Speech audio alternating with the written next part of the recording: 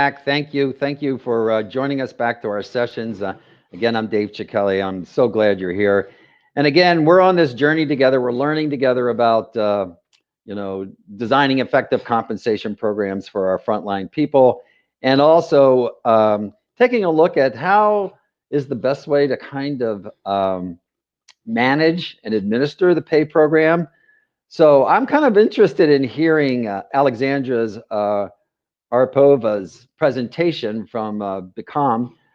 And the reason I'm interested in it is because this particular organization, again, providing SPM services, also is sort of in the total rewards space. So not only do they help manage programs having to do with sales compensation, but their software platform also handles other types of incentive programs at the company. So Aleksandra, who's with the company, has a nice history, and I see her resume in front of me. Is very, very rich in her experience in working in this particular space. And if you visit the beqom website, they talk about the people factor.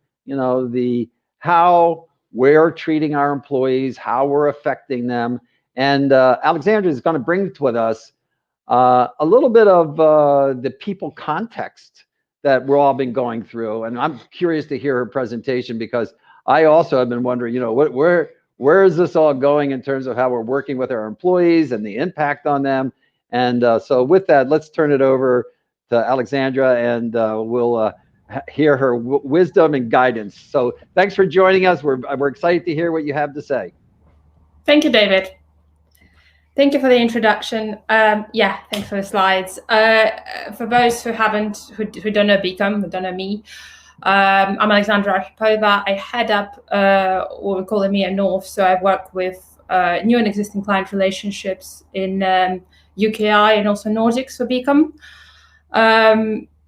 My experience is enterprise software, and today I'm here on behalf of beqom.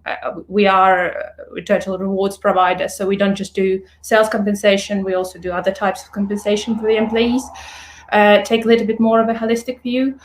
And I'm here to talk about the employee rewards redefined. And this is interesting because this session was called The Future of Reward, and I don't know the future, no one knows the future. But we can look at what we see right now, and what we see in the market, what we see from our clients, and how the reward has been changing, especially in light of the current pandemic, but generally changing in the last 12 months and what we've seen as trends.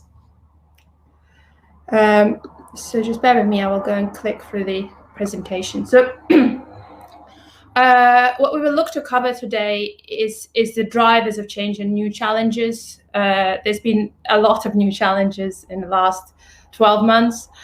Navigating the new normal, what we see in the space of holistic approach to rewards and incentives, and why we believe that holistic approach is more important than ever.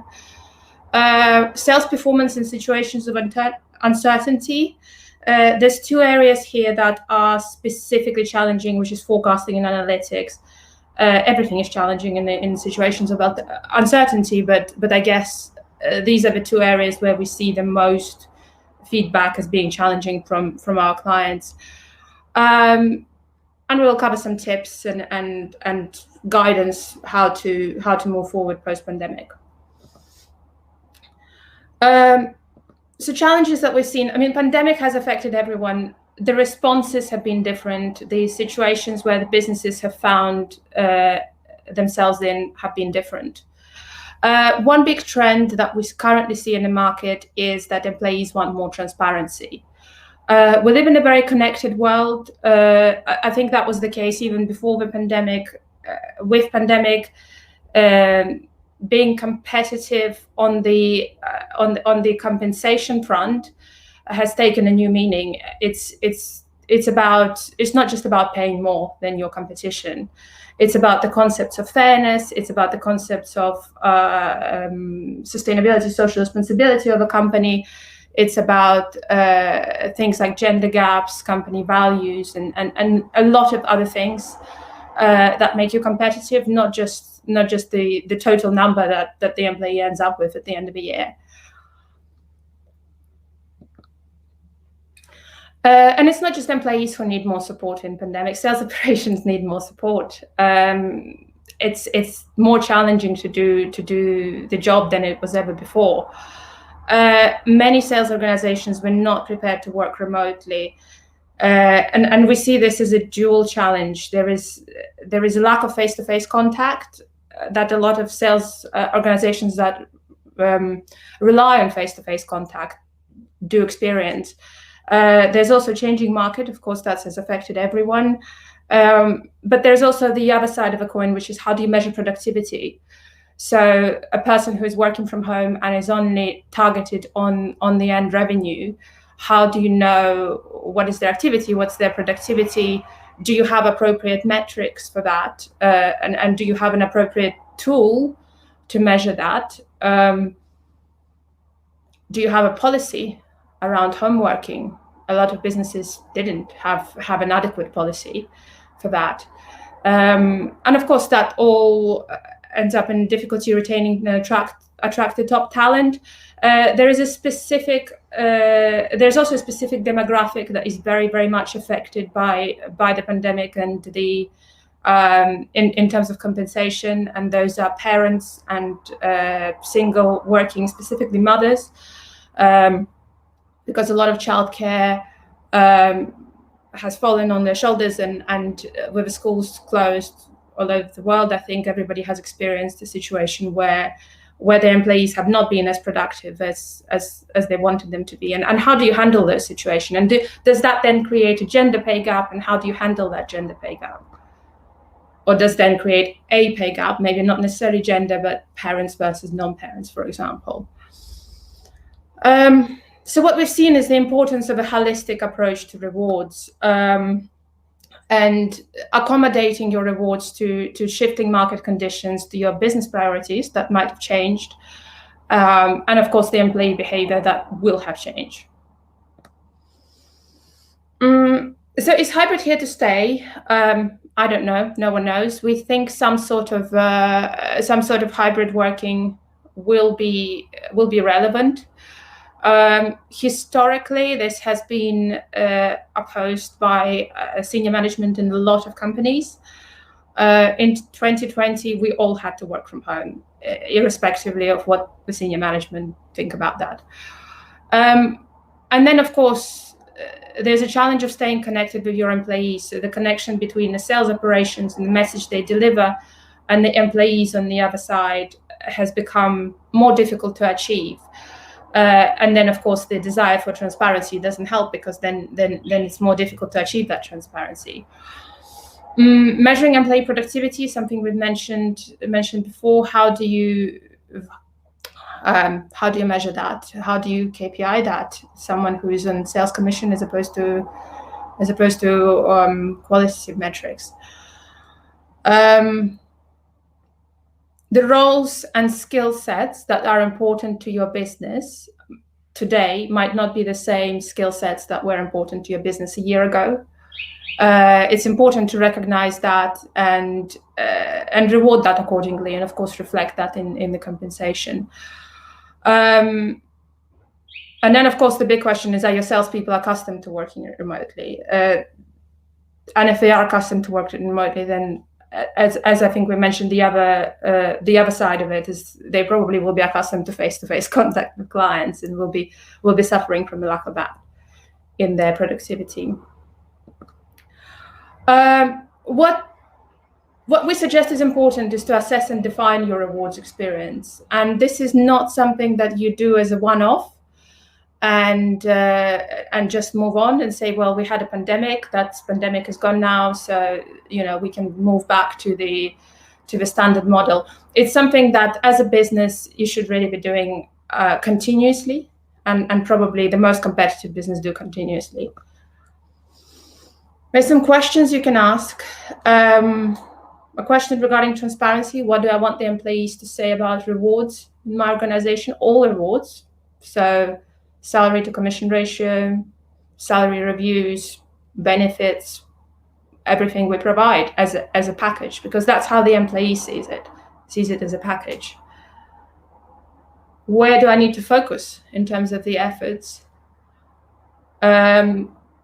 what kind of incentives would drive performance in particular areas, and what are these areas, and am I focusing on the right areas? Am I still focusing on the areas that were relevant a year ago? How can I create an incentive program that aligns with ESG incentives? Becomes increasingly important. And how can I use my total reward as an effective retention and motivation strategy? Do I measure retention? As a sales operation, if I don't do total rewards, or if I'm not in the main HR function, do I measure employee retention? And do I know, in the same way as other parts of the business, do I know my at-risk employees?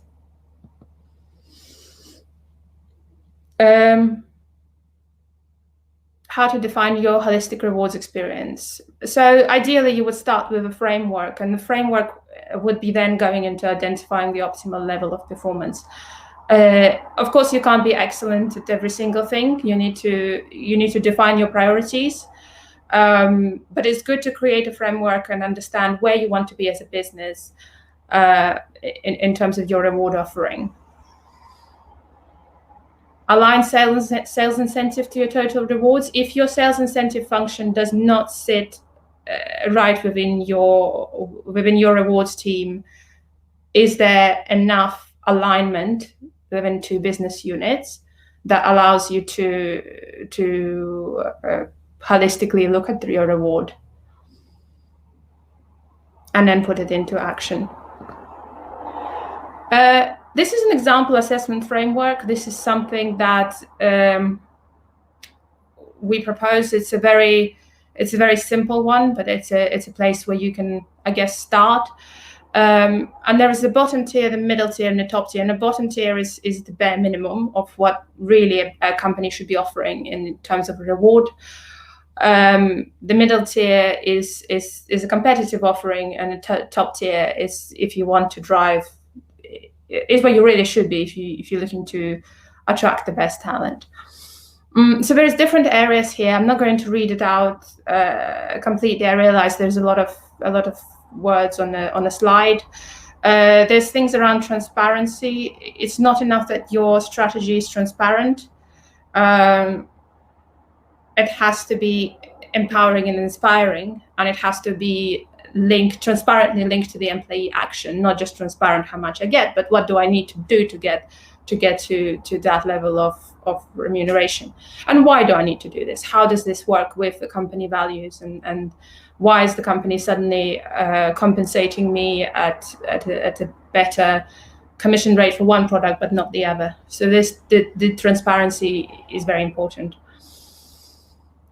Competitiveness. Is it just competitive in the marketplace, or is it tailored to your specific people need? Do you know what people you have in your sales organization and what is important to them? Do you have a lot of working parents? Do you have a lot of people who would appreciate a particular type of benefit? Do you have a lot of people who would be looking for a specific type of compensation and seeing it as very, very important to them? Measuring is particularly difficult, and we'll touch this on the further slides. There are metrics other than overall revenue, and I think David spoke about this earlier. And of course, I think it's very self-explanatory that other measures should be used. The question I would be asking myself is, yes, I can use this measure, I can use another measure, but do I have a tool that allows me to flexibly change measures and use my analytical power within the business to see maybe we should try on a different measure? And if we need to adjust to pandemic or to something else, or to Brexit, or to all the other changes that are happening in the world, can we switch the measures that we're using and measure the productivity in a different way? And same goes with forecasting. Can we change the methods of forecasting very easily? Do we have tools for that, or does it take us months and months of reporting to create some scenario simulation, for example? Am I focusing on the right areas of the business? Is it just an overall business performance, or are we a more mature business where some areas of the business will be growing faster than others, and we would like to focus on the fast growing areas, for example.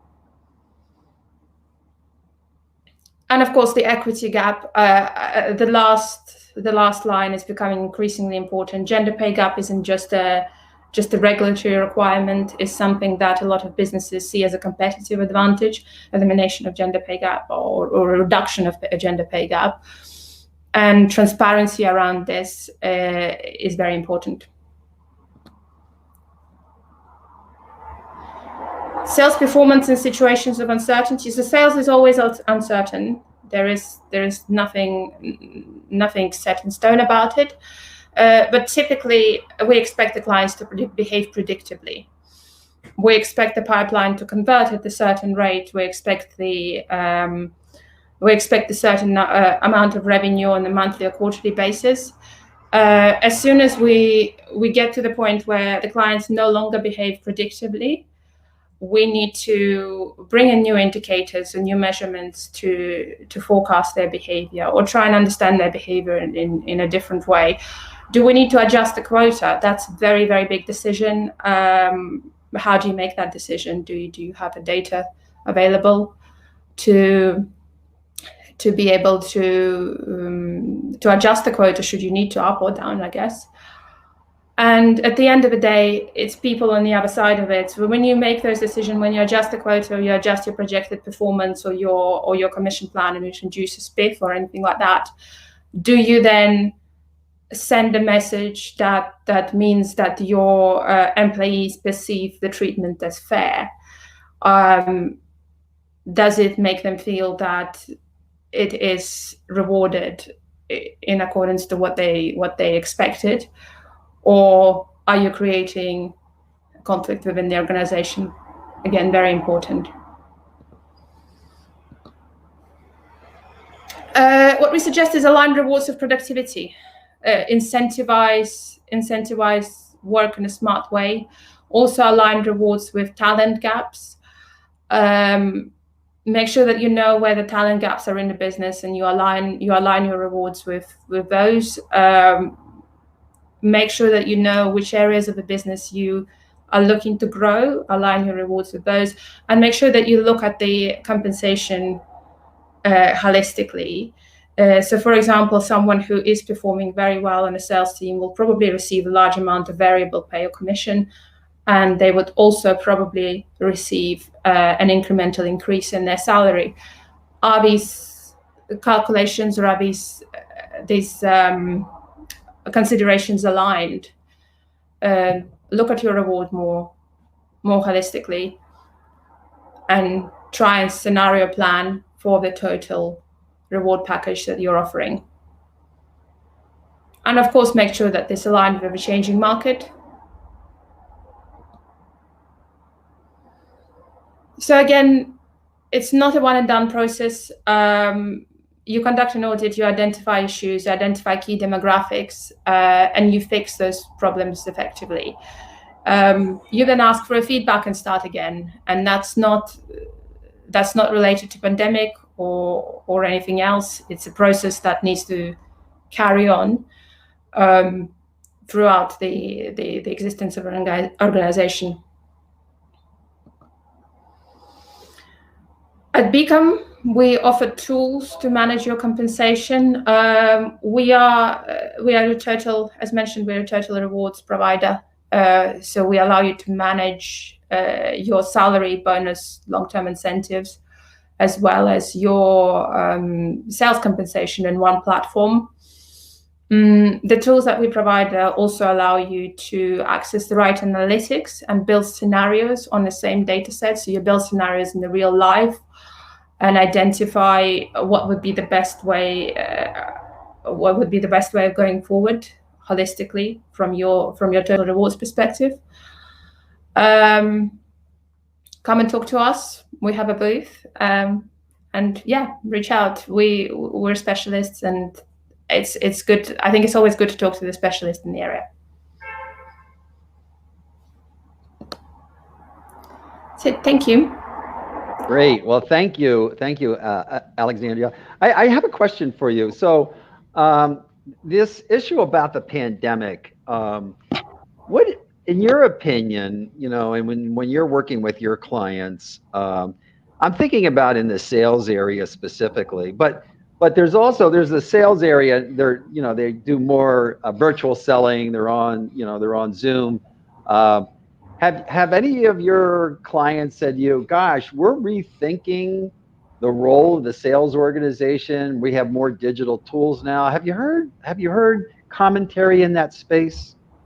Has the pandemic accelerated the idea that maybe not all instances need a salesperson? Have you had any commentary from your clients about things like that? Yeah, it's definitely the case. There's a lot of commentary about the sales compensation seeing as very simplistic because it's not qualitative measures, it's quantitative. Yeah. Other types of employees get a bonus on the larger company performance or on the basis of their company values or adherence to company values. Yeah. Salespeople don't get that. They just get the revenue target and they just want to discount everything and sell it very cheap. But yeah, I guess not true, Aleksandra. Not true. No. No, it's true. It's very true. But the reality is that I think it's coming to the situation where companies do look more holistically and look at maybe we should give bonus to salespeople. And I think the previous speaker has spoken about that as well. And maybe we should be maybe when we are reviewing their salary on an annual basis, maybe we should be reviewing that in relation to their contribution to the business in other ways. Are they aligned with what we're trying to achieve? And maybe we don't always need salespeople, but it's a decision that would then need incentivization of other groups of people to be able to achieve the same result. Well, I hope people will visit your booth and chat with you. I like the idea that you provide a complete platform and available to all of the incentive programs. Also, I like your theme, and by the way, I'm in agreement with you. You do have to start in sales compensation. There's a second voice that you brought up, and that was the voice of what is your philosophy? So, are we a collective effort? Well, sales compensation kind of works not well in that environment. If we're a collective effort, well, therefore, then we need to have stronger, company-wide pay programs and management systems. So there's this tug of war, and I think you have an ear for it. A tug of war between are we a collective entity? Are we in this together? And should we be sharing in the company's performance? That would be like the management bonus program extended all the way down. Or are these individual contributors in sales compensation? I know if you talk to the salespeople, they love the individual sales compensation programs. Not a big fan of management bonus programs for the salespeople to participate in. Go ahead. I believe this. Sorry, going a bit. Do you know what? I believe this is changing, and I think that a lot of salespeople are looking at the company that at least works along their values. Yeah. And not just salespeople. Everyone wants to, and they might have. These are still people. They might have values that they have personally. I don't know, social responsibility values or things like that, and a lot of people are looking for this as a competitive offering. Well, very good. So, Aleksandra, thank you so much for joining us, and hopefully you'll stick around for our panel. We have a 15-minute panel session at the end, and thanks for joining us. It was a challenging question about, is sales compensation always the right answer? Nice that you have a platform that can handle all other types of incentive programs too. Thank you.